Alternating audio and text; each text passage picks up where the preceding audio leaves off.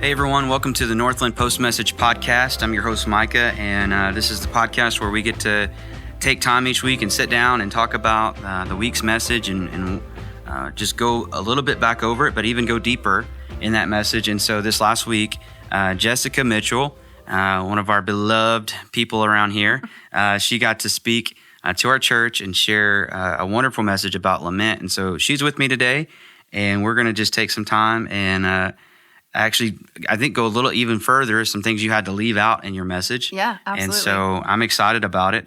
So Jessica, how are you doing? Yeah, thanks. I'm excited to be here. It's always fun to come and get a chance, honestly, to just share what God's been teaching me and how he's been changing me with the congregation. And then this is just a fun little extra bonus. So happy to be here. Yeah, this has been, I was thinking about it this week. Like we've been doing this for, what is this month? The 8th month. So this is 8 months of us doing it because we started in January. I was going to say, I think I was on in January. And you were one of the first people on because you spoke in January.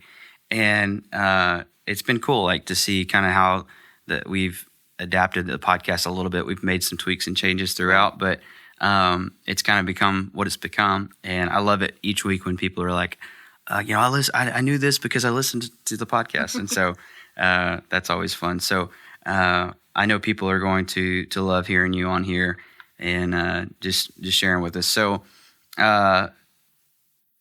you started out with this idea of a song that was stuck in your head, Wilson Phillips. I mean, right, come on, that's calling it pretty old school right there. I mean, we played a U2 song, but Wilson Phillips, that's good stuff. Yeah, I think I had that. I don't even remember. There was another cassette single that I had in that car and carried it on to a couple other cars that I had after that. And man, I can still hear that song and sing nearly every word, which blows my mind because as I think I said on Sunday, there are times I don't even remember what I walked from one room to the next to do, but those songs just, they stick. Especially back from those times. Yeah. People will be familiar with this. It's kind of a hard topic for people, but if you have a loved one who's experienced Alzheimer's or dementia, and I used to work with a lot of patients that were that way and are dealing with that, and you go in and you start singing these older songs and stuff that it's like they just come alive to that. Something about that I think is amazing. Yeah. And years ago, we used to, before I was married, I worked at a church and we had a ministry where I think it was once a month, and we had a bunch of churches that partnered, and we would go to the dementia wing or the area of a nursing home specifically for people with some of the dementia and Alzheimer's, and we would go in and sing basically some hymns and some old, like we even would sing some kids' songs that they maybe had led. And it was really cool to see just their faces light up and even some of them remembering the words. So it's a powerful thing. That's funny. I grew up doing that. My church, it was probably at least once a month, if not more. And there was 2 different nursing homes in town. And so we'd switch and go between the 2. But our team would go over there and just lead and sing a bunch of songs, and that was our nursing home ministry for our church. Mm-hmm. It was fun. Yeah, I grew up doing that. Yeah. So this week, how did it feel just getting to share your heart, and what was that like for you? Well, I mentioned it is always fun just to get to, share what God has been teaching me, but even the process of preparing for a Sunday morning is unlike any other regular conversation through most people's lives. And so it's always a little bit of a unique challenge to be able to communicate clearly in that way, but also carry through that personal, your heart and personal desire to just, I'm walking through this with a lot of you, and this whole journey we call life, messing up and figuring it out. And so it was always a blessing to be able, but I just really see it as this is the things that God either has recently taught me, or even most of the time even teaches through the whole process of preparing for a Sunday morning. And this is just such an important topic, I think, for so many of us. I know before, as I shared in the sermon, I had never really been taught the practice of lament.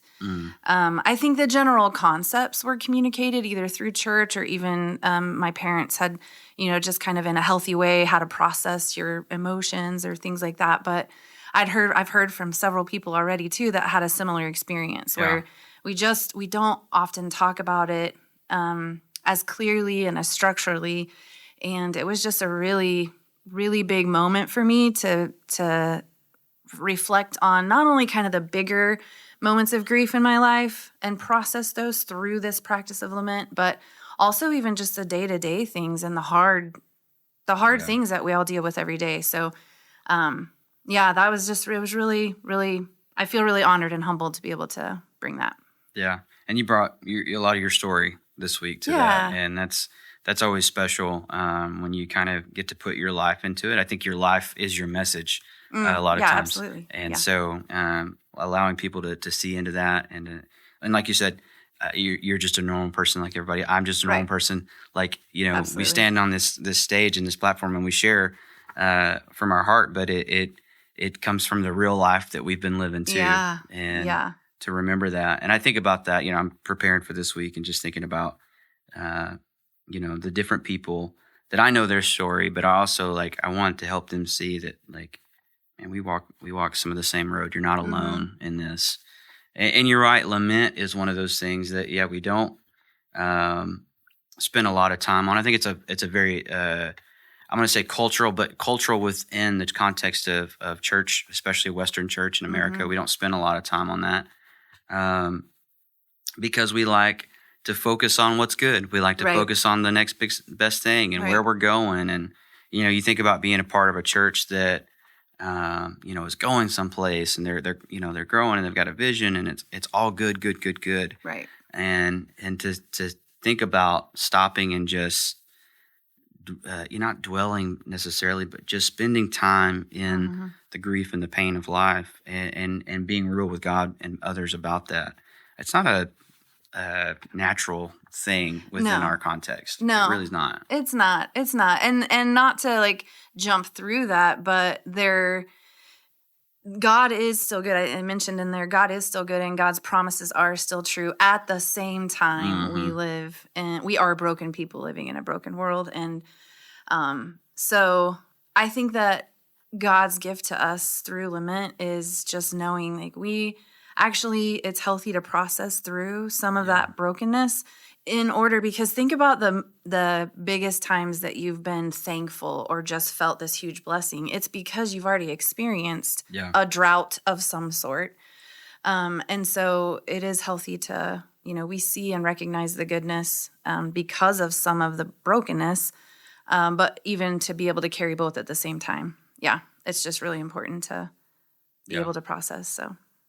Well, just for maybe people who missed it, or at least just to kind of refresh us a little bit, give us a quick synopsis of this idea, your version of turning, naming, asking, trusting. Kind of walk us through that. Yeah, absolutely. I mentioned on Sunday there's a lot of different Bible scholars and people that have studied lament that actually break this down differently. Some people break it down in 4, some people break it down in 5. And so I really leaned into a couple of the ones that broke it down into 4 steps. And they're turning, naming, asking, and trusting. And the very first step is just an important one, is just to turn to God. So many times some of our natural reaction might be nobody else is going to understand. I have to figure this out myself. Or maybe it's even sometimes embarrassment or just honestly, there's times where you might hit such a deep grief you don't even know what's happening. But just to turn to God first and call out to Him. And even the beginning of Psalm, that very first verse is such a verse of, I think, anguish and desperation. Just the language is so personal, but also just that repetitive, my God, just speaks to the real distress in that.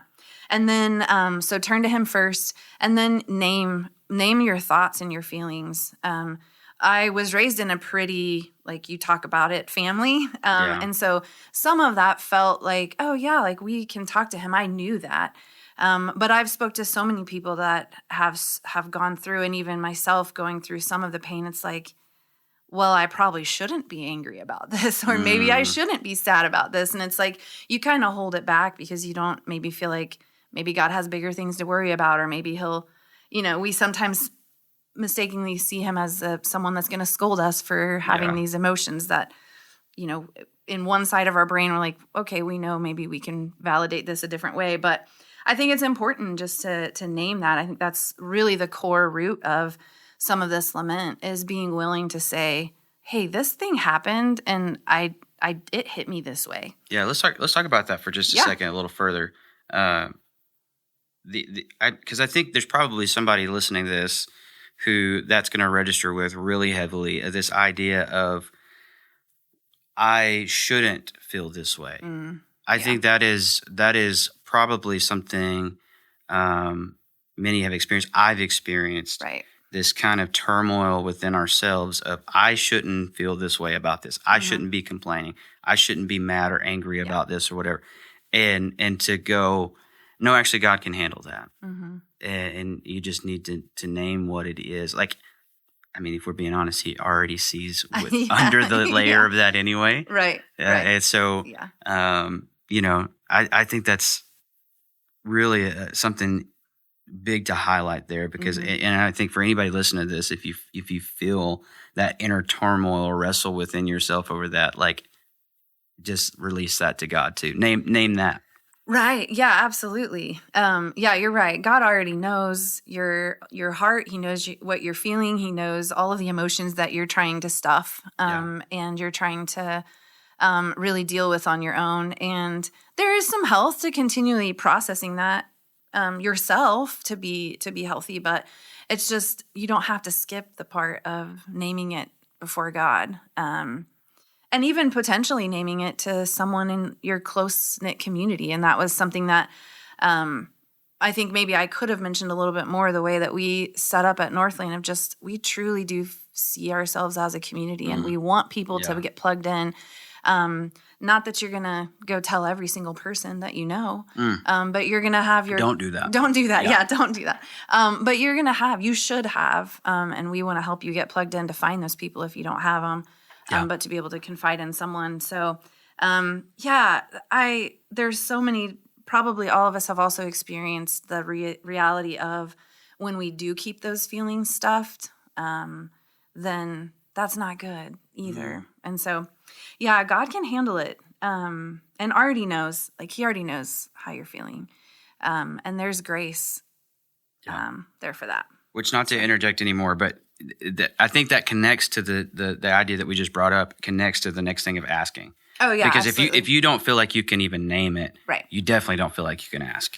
Right. Yeah. There's a lot of really smart wisdom here in just the way that even the lament examples are given to us. Is you trust. You turn to God, then you name how you're feeling, whether it's a complaint or a feeling or whatever it is. And then, you turn to asking. And again, this is not an area where you have to be shy about what you're asking. And there might be times where you're like, I think I mentioned, not to get too in the details of this, but I talked about a little bit about my prayer in the hospital room of like, I just had doctors tell me things that are undeniably true about tests and results. But I still went before God and said, God, I know that you're big enough to turn this completely around. Who cares what, that test said?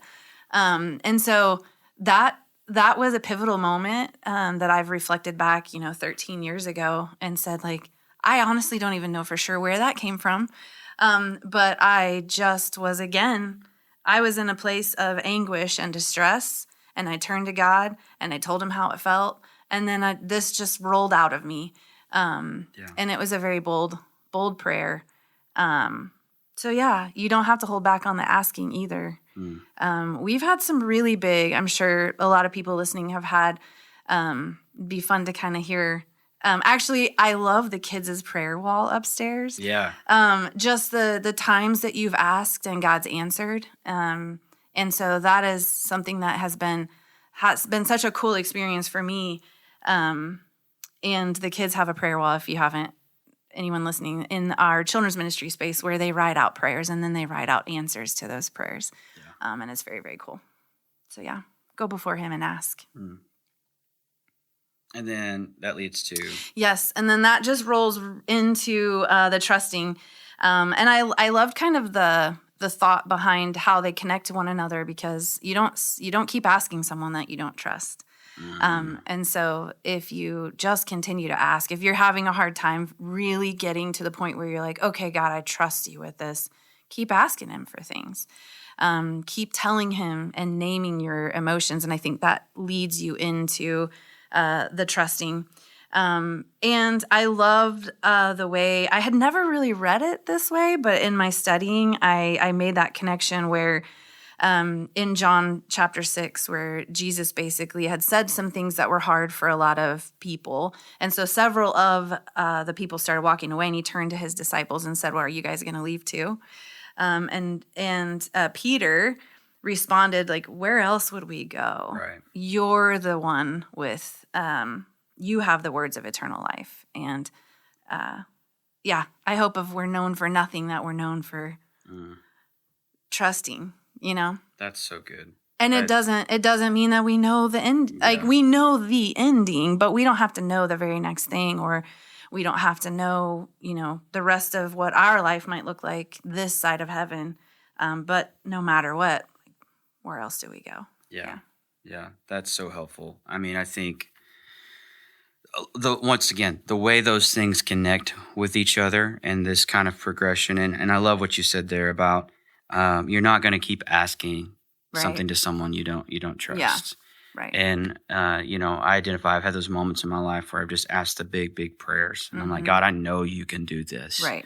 And then yet in the process, the same thing, in the process of, okay, it didn't go out the way I wanted to, but I am going to keep showing up because, God, I do trust you, because, like Peter said, where else am I going to go? What else am I going to do except to keep trusting the Lord and just keep holding on to him, and trusting that, he does work all things for the good of those who love him. They're called according to his purpose. And that even if it didn't work out in the way I thought it was, I'm not at a loss of hope that he's not still somehow redeeming all things and putting all things together in a way that is beautiful. But in the meantime, the process of lamenting and walking through that is actually forming me to be a more faithful follower of him. Because I think most people, they kind of go through some of these steps maybe, and then they get to a point where they get to that big climactic thing and they go, I asked God for this. It didn't happen. Right. And so I'm just going to go completely left field with this. I'm going to go and just maybe even stop believing in God altogether. And, then what does their life become? And then they drift off into this meaninglessness, because I think that's the beauty of it is that even when God says no or doesn't, doesn't answer the prayer we want it to, the way we want him to, it doesn't leave us into meaninglessness. There's still purpose, and still beauty in the midst of the pain. And so, sometimes in the biggest wreckage is where some of the most beautiful moments and things that God does in us and through our lives come about. Yeah, absolutely. Yeah, and I think there are times too that we, I mentioned that we are broken people in a broken world. And so there are things that we go through that are some brought on by things outside of our control, and some that are brought on by things that we maybe could have controlled. But God is big enough. It's not that he chooses those things, but because we live in a broken world, we might experience those things. But yeah, and I don't want to get too much into your message next week. But something that I was also thinking about today is one of the other practices that we went through was examine. And it's a fairly structured spiritual practice as well. But a couple of the big questions is like, where did you see God in your life today? And where was God present that you might have missed him? And like those connect to kind of the way that I like to think about things too, is like, how many times has God answered yes, even when you might not have intentionally asked him to? Yeah. And so it's a good reminder for me just to count my blessings, I guess, count the times that God has shown up in my life, some of which I've asked and some of which it's like, oh man, he was really pursuing me because I wasn't asking as much then. And I like to keep those as kind of fresh reminders because when it does become hard to trust, those are helpful. Yeah, that's really, really good. I love that. And yes, I am going to get into some spiritual practices this week. But so one of the things you talked a lot in this message about lament and personal lament, right? Really. What probably had to get dropped out from what I've heard and talked to you about is the idea of corporate lament. And really, the song we picked for this week, which honestly is kind of like the song that framed the whole idea for this, was to go, hey, what if we did this? And I was like, this would be cool to do it with this song. And then I was like, oh, but it works with so many others. Yeah. And you're talking about the U2 song. The U2 song, yeah. And so I still haven't found what I'm looking for. Classic song. It is, and I was telling somebody this week. This is just for fun. But I was like, I wasn't necessarily alive. I was a few years later than the album Joshua Tree.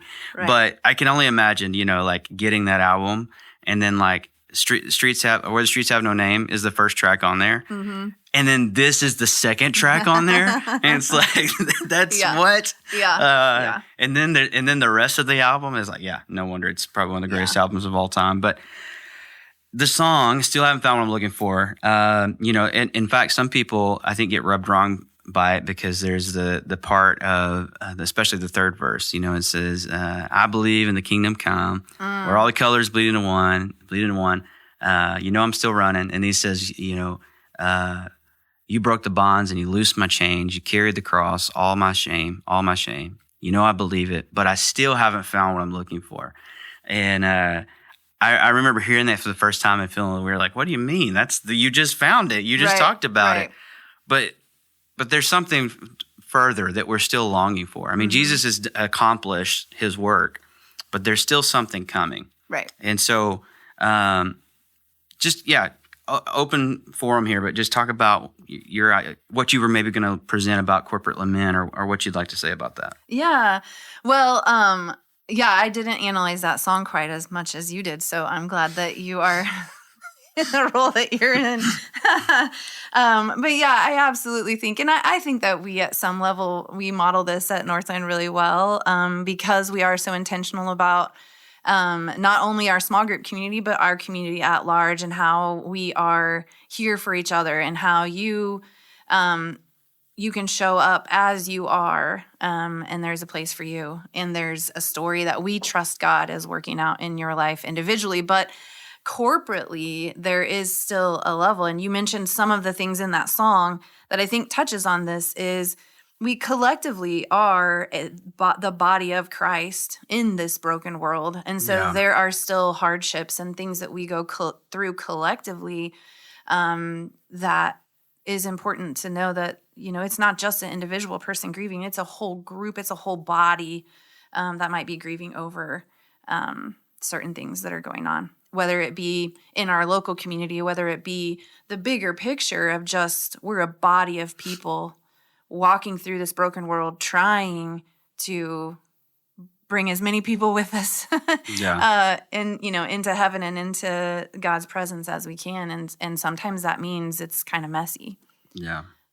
So how do we corporately lament, I guess is a question.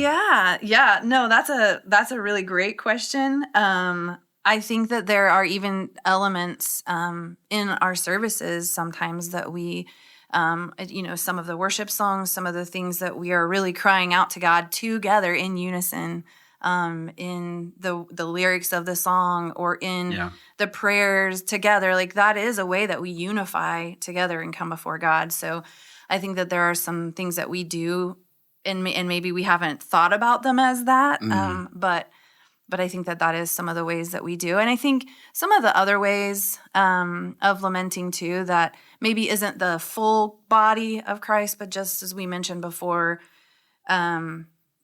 there's verses, and I know it's in New Testament somewhere, but also maybe in Psalms. But you mourn with those that mourn, and you celebrate. You're joyful with those who are celebrating. And so I think that we can really lean into our community in ways. And I think that we've walked through grief with other people and cried with them, and asked God and for with them, and sometimes even asked God for them.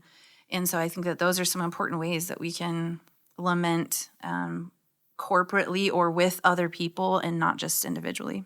Yeah. I think it's, institutionally, it's really easy for us to just go, everything's okay. Everything's fine. And shy away from the fact that we do, like I think you said it, we live in a broken world. Mm-hmm. Everything is not as it should be. As Bono says, we still haven't found what we're looking for here. I believe in the kingdom come, but I'm still waiting here. There's a not yet. There is that is approaching, and so one of the things I think about in this is I think about Walter Brueggemann, which the podcast listeners are going to be like, all right, Micah, quit bringing up Walter Brueggemann. But he's just a phenomenal writer. He's passed away in the last year or so, but a phenomenal theologian. But probably his seminal work is a book called The Prophetic Imagination, which I don't recommend you go get and read because it is really hard to read. It is like I think maybe it's 80 pages, maybe it's 100. Oh, wow. So it's small. It took me months to process it and get through it.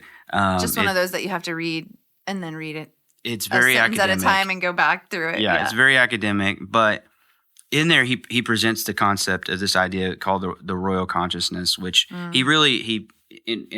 he's picking up on the Old Testament really here. He's really leaning in the Old Testament. And so he talks about this idea of the royal consciousness, and sometimes it's referred to as the status quo. And this is where he sees the biblical prophets actually coming in to kind of dismantle that. And their ultimate goal in this royal consciousness is to ensure no one grieves and no one hopes. Is this kind of this idea he presents? And I when I first read about that and kind of picked up on that, I was like, man, that's actually really impactful. I mean, and maybe I'm going over people's heads here. It went over my head at first, but if you sit with that for a little bit, it's like, yeah, everything in our culture really is kind of pushing away from grief. I mean, we're constantly trying to figure out how to live longer.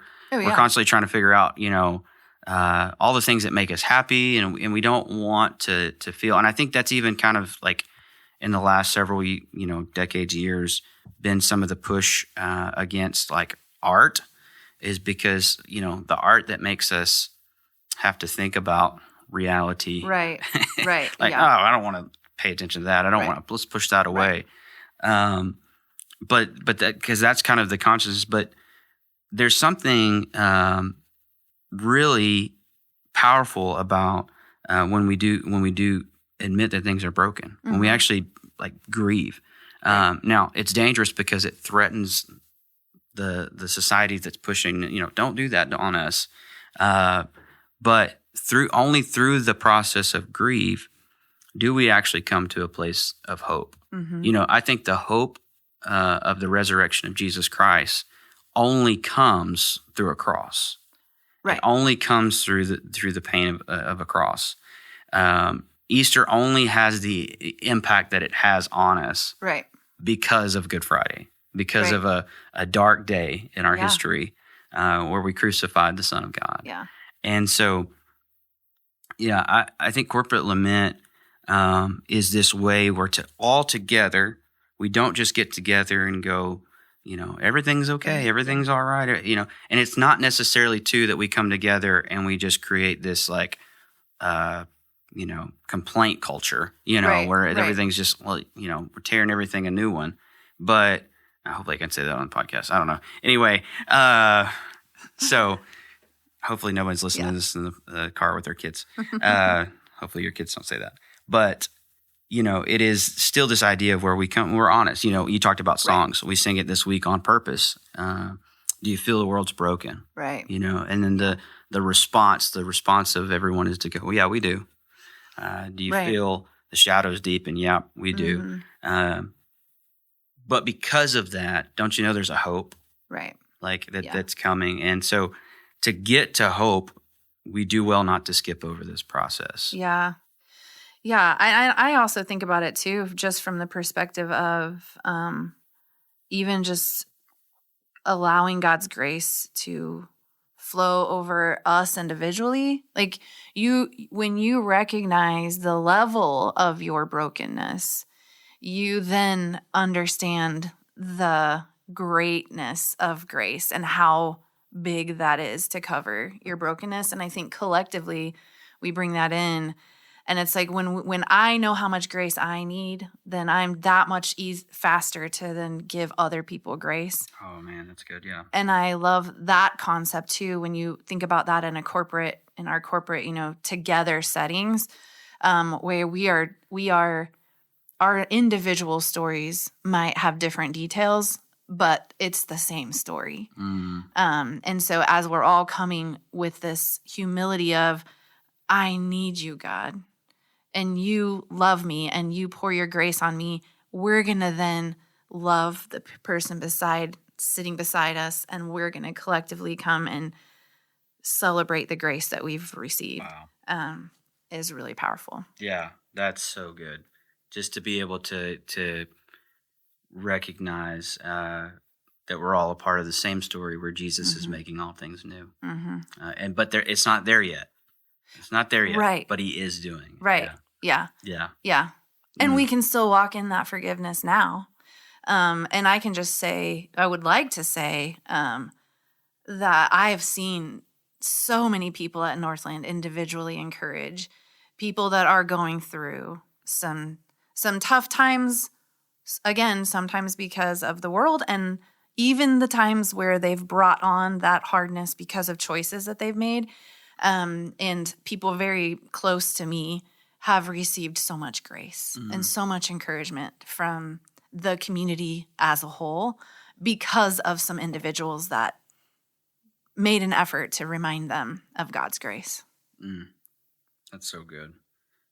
So you used Psalm 22 this week as your text. You talked about the first verse, which I think many of us are familiar with because Jesus actually said this on the cross. Mm-hmm. My God, why have you forsaken me? This is a psalm that I think many people are familiar with that verse, but then maybe not so much with the rest of it. Right. And going through this process, what did you feel going through this psalm? Oh, yeah. Well, first of all, if you didn't know that Jesus quoted that verse, then you are in good company. I recognized it for sure. Yeah. I just didn't realize it was an exact quote. So I learned something there. But yeah, definitely the rest of Psalm 22 isn't necessarily individual verses that I was like, ooh, yeah, I memorized that one time. Now, the very next psalm, I think a lot of people that might be more familiar with, Psalm 23. But yeah, when I first read through this, obviously it is a song of lament. So it is a lot of devastation and emotion and just hearing someone lay things out. And if you do read this from top to bottom, I think that you might be encouraged in your freedom of writing out your feelings and naming your feelings and your frustrations and then asking God, because I don't feel like David holds back here. And even you probably look at it as a mom. I was reading some of it. I was like, really? Are you really scorned by everyone? You still have that side that you want to reason it. And it's like, no, just go for the ride through this psalm and just experience it with David and just try to understand and read how devastated he must be feeling, how desperate he must be feeling. And so I do love just the idea of him getting to kind of halfway through when he gets through he turns to God first. And there's a couple asks, I think, early on, but consistently it's mostly a lot of naming and then asking. And then starting at verse 22, he really pivots more towards the trusting for most of the rest of that psalm. And I love that because I think it is also representative of there's a lot of work that has to happen in those turning, naming, asking. But then I think it's a great reflection of once we've repeated that several times, then how much time we get to spend in the trusting. Yeah. Jesus did quote this, the first verse of this psalm. And, there's a lot of different theological perspectives on that as to why, I think a lot of people kind of lean towards, Jesus is saying this as like, oh, God, where are you at? Mm-hmm. You'll even hear people say, God really did turn his face. There's songs that say this, that God turned his face away from Jesus and abandoned him in that place, and that Jesus would have done that for our sake. Mm-hmm. However, go with me on this. I think this psalm actually tells us otherwise. Yeah. You think about how acquainted a Jewish person would have been with the Psalms. Mm-hmm. I mean, I'm even going to bring this up this week, but Jesus likely would have prayed the Psalms every day. A lot of devout Jewish people would have likely prayed Psalms every day. This was their prayer book, their song book. And so they're very familiar with these. Mm-hmm. And you think about Jesus being nailed to a cross, struggling to breathe because of the fixation. And yet he comes up, takes a big breath, and he cries out. One of the few things he cries out is, my God, why have you forsaken me? Mm-hmm. And so we kind of get left with that. But if you think about, wait, if I'm a Jewish person standing there and I know that psalm, right, I'm going to begin going through it in my head. Mm-hmm. And it is a lot of pain, hurt, affliction. But then we get to verse 24. Mm-hmm. In verse 24, he says, for he has not despised nor abhorred the affliction of the afflicted, nor has he hidden his face from him. But when he cried to him for help, he heard. Mm-hmm. And I remember the first time I kind of came across this, I was like, oh, wait a second. Mm-hmm.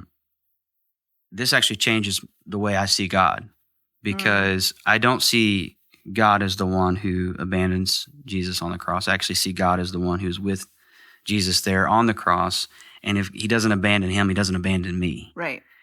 And Jesus is helping us to see this. Right. That in the worst place of our affliction, I mean, the worst thing I can think of happening to me, particularly, especially to me, obviously I could think of things happening worse, that would hurt me to people around me, my family, most definitely. But the worst thing that happened to me specifically would be to be being executed, painfully executed. Right. And yet to be going, hey, actually, God's with me in this space. Yeah, God's right here. I think of Stephen in Acts. I think it's Acts chapter 7, and he's standing there and he's fixing to be stoned to death, and yet he looks up and he says, "I see the Son of Man standing." Right. Standing. All the times we see Jesus in the New Testament, he's seated, because he's finished the work. Right. But there's this one moment where he's standing for Stephen, and he's heaven's given him a standing ovation because he's going, "You're not alone in this." Right. And I love that idea of Jesus kind of drawing people's attention back to the psalm here, and so I think that context is super helpful for us to go, hey, go back to this and then realize no, God's actually with me Right. in this, because, that's the part of going through these Psalms and going through Lament so often is we do come into a new perspective. Like I Right. talked about a while ago, going through the grief actually brings us to a place of actually being able to have hope. Right. Yeah, and I think that just having studied the framework of lament and knowing that Psalm 22 is written as an example of that, I think that I wonder, and I think this is just confirmation of what you're saying, that first verse of even David and then Jesus repeating it later of saying, my God, why have you forsaken me? They're not saying they're saying, I am so desperate right now and I'm coming to you.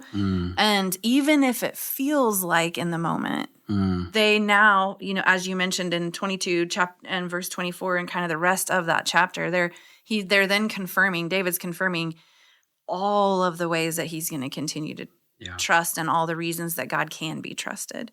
And so I think it's really just almost for Jesus to have quoted that in the structure of the beginning of the lament process and practice, that it is confirming that he wasn't saying like, you abandoned me. Yeah. Or that you are an abandoner, God, instead he's just like, this is a crying out to God and a turning to him. Yeah. That ended up in trusting. Yeah. And I think it's go with me here. I think it's a very prophetic thing. I know that's a word we don't use as often, but you think about if a lament is saying out loud, this is not how it's supposed to be. Right. Then Jesus saying on the cross, my God, why have you forsaken me, is a lament. Mm-hmm. He's essentially saying this is not how this is supposed to be. Right. We were actually never intended to actually feel that way. Right. We were never intended to experience that. Mm-hmm. And perhaps that is the thing, is it's an experience, but maybe it's not reality. Right. And so, it's good stuff. Yeah. This has been fun. Yeah. This has been really good. And I'm getting excited because I'm speaking this weekend. And so I'm trying not to jump in too far here. But this was definitely one of those that I thought this would be really, really good for our church to interact with this and kind of work with this, because I think we don't know how to handle the hardships and the pains of life. Once again, we think about coming to church and, how are you doing this morning, brother or sister? Right. And, we think about that, and it's like behind that so often is trouble and hurt and heartache. And so to say, you know what, actually the Bible creates space for this. God creates space for this, for us to just go, nah, it's not like it's supposed to be. Right. It's not where it needs to be at. And then for us to just have a platform. And I love the model you brought. I think it's a really good connected model for how we can actually process and walk through lament. And so let's wrap up with this today. You challenged people to write their own lament this week, and maybe somebody listening today is a procrastinator and they haven't gotten to it yet, and so maybe they're going to do it today after listening to this podcast. Give them some more just insights on how they can begin to do that. Yeah. Well, if you're struggling to write a lament, I would also just encourage you that that's normal. Especially if you've never done it before. Like I remember even the first time, knowing that we had a couple different kind of big moments that I realized like, oh yeah, I need to really talk to God about those few things. Some of them happened a while ago and some of them were more recent, but it's still, I remember sitting there and just like, how do I do this? What do I write? And so I would just encourage you to stick with it and ask God to help. Invite God into that process. But I think for me anyway, breaking it down into those 4 little steps was really helpful. And so the first step of turning to God, it's just an address to him. So however long and however personal, hopefully that's very personal, that you can just, it doesn't have to be fancy. And we're not going to check this or Right. you have a red Right. pen coming at your paper or anything like that. But just to start there. And then give yourself some grace and some space, however long the other parts need to be. If you go multiple days and you're having trouble writing anything, I would just encourage you to say, like, it doesn't have to be perfect. And it's not going to be perfect probably, but it is more about the act of bringing it before God and the relationship with Him than it is about the pen and paper. And so I would just encourage you to think about the 4 steps and just take as much time as you need. And it can be very simple. And that might be all you need today. And then maybe another day you might need more time. And I think that you're inviting God into those and getting more and more comfortable with it. It'll come easier and easier. Yeah. Well, Jessica, will you do this for us today? Will you just pray for those listening that maybe they are seeing spaces in their life right now where things are not as they should be, and just pray for those people today. Yeah, absolutely. Dear God, we just thank you for so much for the way that you love us, the way that you know us, and the way that you still love us, even though you know us. Lord, we thank you for just the way that you are a present God and with us in each moment. And so, Lord, we just pray that you would continue to walk with us. And for those of us that are walking through, like each of us have some difficulty that we're walking through, Lord, I pray that you, first of all, that we would all recognize that we can first turn to you and that we can trust you with our hurt and know that you are present with us. And I've prayed that for many people before, just that your presence with us is something that I want each person to recognize. And Lord, I just pray that you would be helping people that are bringing things to you just to find comfort and confidence that they are able to bring those to you, that they don't have to fix and make things better all by themselves, that they don't have to stuff any feelings, but that they can trust you with those things. And I pray, Lord, just for boldness over the ways that we can come to you and ask for you to show up and ask for you to be with us in really practical and big ways. And Lord, we just are thankful that you are a God that can be trusted. And I pray that you will just continue to draw us near to you. And that if we have nothing else to hold on to, that we can hold on to the fact that we know we can trust you and have faith in you. And so, Lord, we're grateful for the chance to look through all of the books of Psalms, but specifically today, just that we were able to look at Lament and what a gift it is to us to be able to hold both of these things, that we live in a broken world and that your promises are still good and true at the same time. So thank you for providing a roadmap for us to do that. It's in your name we pray. Amen. Amen. Thanks, Jessica, for coming in and taking a little time and it's always fun having this conversation. And you did a fantastic job on communicating that message. And like I said, I think it's a timely, helpful thing for our church. And so, yeah. Well, if you are still listening with us at this point, we are so glad that you've joined us today. And we just pray that the love of the Father, the grace of His Son, Jesus Christ, and the fellowship of the Spirit would be with you. And we'll see you next time on the podcast.